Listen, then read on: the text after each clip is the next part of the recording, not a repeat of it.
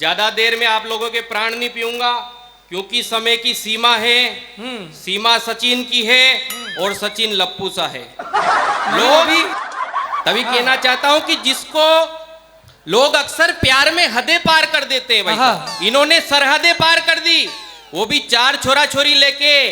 तब कहना चाहता हूं कि जिसको पबजी और इश्क की बीमारी लगती है, अरे जिसको पबजी और इश्क की बीमारी लगती है, उसको 4 बच्चों वाली लुगाई भी कुंवारी लगती है। एक बार ताली उठना चाहिए आप लोगों को।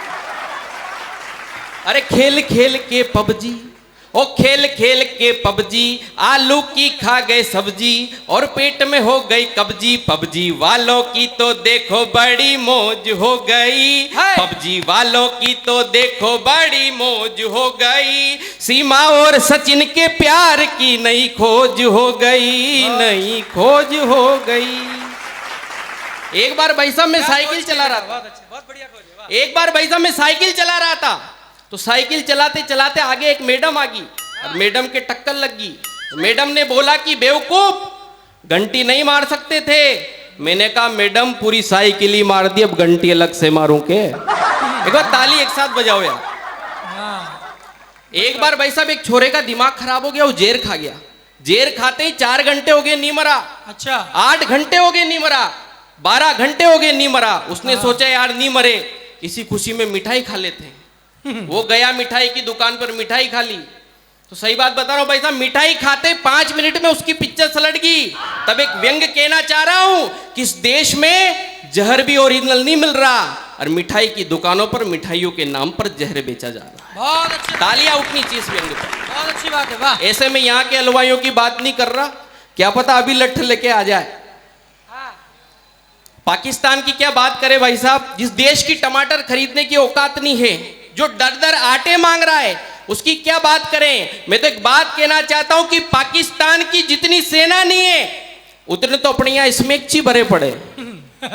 और अपने यहाँ के स्मेकची तो ऐसे ही वर्ल्ड फेमस है कि पाकिस्तान की जितनी सेना नहीं है, उतनी तो अपने यहाँ स्मेकची है। स्मेकचियों से कह दो कि आज से तुम्हारी चरस फ्री, गांजा फ्री, स्मेक फ्री, अरे साथ में गोल्ड फ्लैग फ्री। अगले दिन देख लेना भाई साहब, पूरा पाकिस्तान फ्री। तब कहना चाहता हूं कि कश्मीर से लेकर कराची तक सारा अभिमान झुका देंगे और इस्लामाबाद की गलियों को कब्रिस्तान बना देंगे। और लाहौर कराची वालों को, लाहौर कराची वालों को हम नाको चने चबा देंगे। और जिस दिन हमने ठान लिया ये पाकिस्तान उड़ा देंगे। बोलिए भारत माता की। क्या मुकाबला करेगा ये पाकिस्तान? पाकिस्तान का साल भर का बजट नहीं उठनी तो अपने यहाँ के डोकरे बीड़ियां सूख जाते हैं और अपने यहाँ के अजय देवगन विमल खाके थूक जाते हैं। कि एक हसीना को देखकर निकली मेरे मुख से बोली, मैंने कहा आज से तू मेरी अनुष्का और मैं तेरा विराट कोहली। उधर से वो बोली कि मान लिया मैं तेरी अनुष्का और तू मेरा विराट कोहली, पर पिताजी थानेदार है, मेरे देखते ही मार देंगे गोली। एक बार एक गांव में ट्रांसफर हो गया, एक शहर के मार साहब थे, उनका गांव में ट्रांसफर हो गया। तो उनका लड़का गांव के लड़कों के साथ खेलने चल गया। तो गांव के लड़के ने उससे की कि तेरी एसी की तेसी। गांव के लड़के ने उससे की कि तेरी एसी की तेसी। उसको समझ में नहीं आया, उसने अपने पिताजी से पूछा, जो मार साहब थे, कि पिताजी पिताजी एसी तेसी क्या होता है? तो पिताजी अखबार पढ़ रहे थे, अब सही बात बताए तो संस्कार बिगड़ जाए। तो पिताजी ने कहा बेटा ये अखबार पढ़ना और एसी तेसी कराना एक ही होता है। अगले दिन उसके नाना जी आ गए दीदी भाई। अच्छा। अगले दिन उसके नाना जी आ गए। नाना जी ने पूछा बेटा तेरे पिताजी कहाँ हैं? और पिताजी अंदर सोफे में बैठ के अखबार पढ़ रहे। नाना जी ने पूछा बेटा तेरे पिताजी कहाँ हैं? क्यों अंदर ही सोफे पे बैठ के एसी तेसी करवा रहे। एक बार ताली उठनी चाहिए आप लोगों को।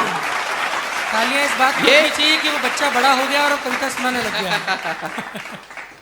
कारगिल की चोटियां जब कभी खून मांगती है मित्रों, तो पहला सर इसी वीरभूमि राजस्थान की मिट्टी से दिया जाता है।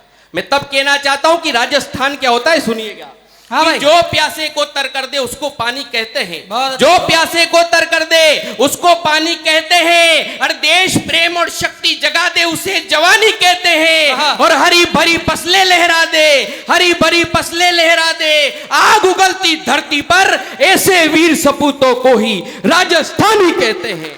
बहुत ऐसे अच्छे। वीर सपूतों को ही बहुत राजस्थानी अच्छे। कहते हैं। और देश के प्रधानमंत्री जी ने यह वादा किया था कि देश के प्रत्येक व्यक्ति को पक्का मकान मिलेगा, हाँ लेकिन आपने या हमने किसी ने सोचा नहीं था कि उसमें एक मकान भगवान प्रभु श्री राम का भी होगा। बहुत अच्छी बात है मैं तब कहना चाहता हूँ, अच्छी बात है नवीन, बहुत अच्छे। जिसका खुद भगवान यहाँ तंबू नीचे विराज रहा, देश का प्रधान यहाँ सबको पक्के घर बांट रहा, जो सारे निराश्रित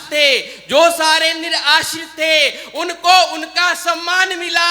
अरे अवधपुरी के राजा को भी पक्का एक मकान मिला, अवधपुरी के राजा को भी। और अवधपुरी में आज मन रही है हर रोज दिवाली है। हाँ। मंदिर कितना भव्य बन गया, बस इसकी तैयारी है। और मोदी तेरे साहस से सेना का मनोबल भारी है। और 370 हटा चुके, अब पीओके की बारी है। 370 हटा चुके। बहुत बहुत धन्यवाद।